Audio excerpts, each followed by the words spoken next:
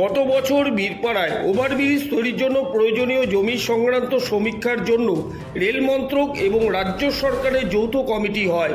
ওই কমিটির উদ্যোগে মঙ্গলবার থেকে বীরপাড়া জমি সংক্রান্ত সমীক্ষার কাজ শুরু হয়েছে। হরিমন্দির এলাকা থেকে হাসপাতাল লাগোয়া এলাকা পর্যন্ত মহাত্মা গান্ধী রোড এবং লঙ্কা রোডের দুপাশে মাপজোক করছেন রেল মন্ত্রক এবং প্রশাসনের প্রতিনিধিরা। প্রসঙ্গত, রেল মন্ত্রক ওভারব্রিজ তৈরি করলেও অ্যাপ্রোচ রোড তৈরি করতে হবে রাজ্য সরকারের জমিতেই। যদিও বীরপাড়া কবে ওভারব্রিজ তৈরি কাজ শুরু হবে তা নিয়ে প্রশাসন এবং রেল মন্ত্রকের কর্তারা মুখ খোলেননি শুক্রবার বিকেল 4টা পর্যন্ত।